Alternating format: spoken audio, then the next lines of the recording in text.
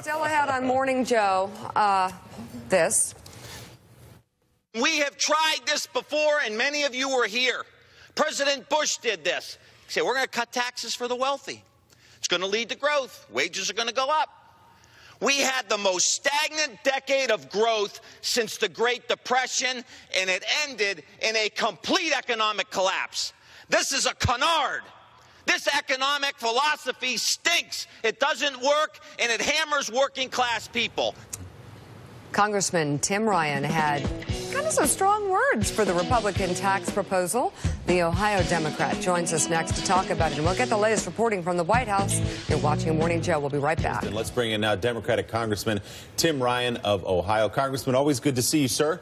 We just heard a little bit of your impassioned speech on the floor of the House yesterday about this $1.5 trillion tax cut passed by Republicans in the House. You said this is a canard. This economic philosophy stinks. It doesn't work. It hammers working class people. The only place this is going to create a job is in Beijing, China. What would this plan, if it passes through the Senate, mean to a family working in Youngstown, Ohio, for example, in your district?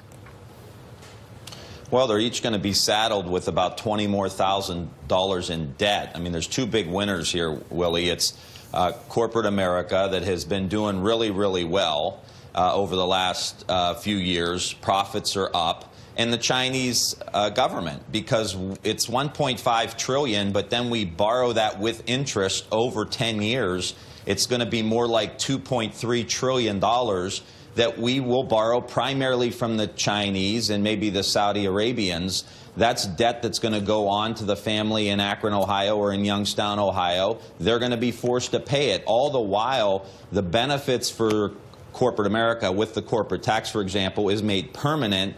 And all of any slight benefit that may go to a working class family is gone after just a year or two, and millions of American working class families are going to see a tax increase. And if you look at the deductions, for example, student loan deduction, gone. Medical health care deduction for health care costs, gone. If you're a graduate student, you're going to see 300 to 400% increase in your tax bill. And as I said on the speech on the House floor, the salt in the wound is that they keep the deduction that allows a corporation to deduct the expenses and write off the expenses for moving jobs from the United States to other countries. In this day and age, after what President Trump campaigned on in places like Ohio, Michigan, Wisconsin, this is a joke that they would keep that in there. And, you know, the American people are finding out the true colors of this president. And I will tell you, last week, back home and did a lot of events over Veterans Day.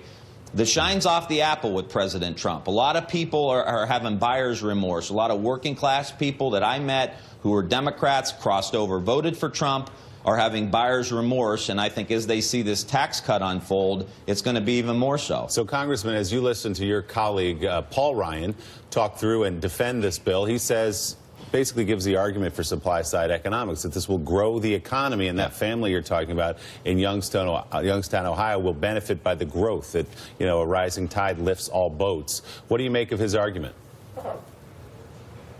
As I said, it's a canard. I mean, it's baseless. We were here, I was in Congress in 2003. President Bush said he was going to do the same thing. He was going to cut taxes for the wealthiest people in the country, and that was somehow going to trickle down to the communities that have been left behind by globalization. That decade had the slowest growth of any decade going all the way back to the Great Depression, and it ended in an economic collapse in 2007, 8, 9 that we are still in some ways digging our way out of. That economic theory is a joke. It just doesn't work. There's absolutely no evidence that supply-side economic works. You have to have investments back into the people of the country. What supply-side economics has done is it's not only concentrated wealth, but it's concentrated opportunity. So people in many large swaths of the United States lack the opportunity to work their way out of their current economic situation or have more stability in the situation that they're currently in. That's the problem with this economic system. First and foremost, it doesn't work, and the wealthiest people in the country, we don't hate them because they're wealthy, but we can't afford to go to China and borrow $2.3 trillion to not reinvest back into the country, but to give to the people. This economic theory just doesn't work. Congressman Gene Robinson here. So what's the recourse now? It got through the House. It's going to come up in the Senate. What can Democrats do, and especially Democrats in the House? I mean, you guys lost basically. How are you going to affect what happens going forward? Well, I think you got to get the message out to put heat on those 3, 4, 5 senators that may be swing votes for this. And I think talking about borrowing this money from China, talking about going $2.3 trillion more in debt, talking about the imbalance. And when you talk about the debt, you hope you're appealing to a Bob Corker. You hope you're appealing to a Jeff Flake. Jeff Flake, clearly, when I got to Congress, he was the most conservative guy in Congress. Now they're running him out of the party. But I actually think he has a lot of integrity when it comes to issues about balancing the budget and about debt and deficits.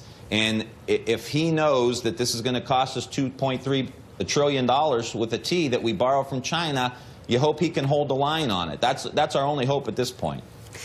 Congressman, before you go, your comments, your reaction to the allegations and the apology by Senator Al Franken on the sexual harassment story. Very disappointed, and I'm disgusted with everything that's going on.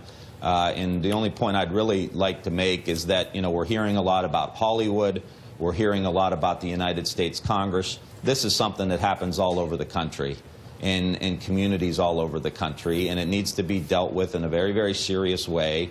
And, we just kudos to these women for having the courage to step up. And, Mika, kudos to you for really providing a lot of support for them as they speak up.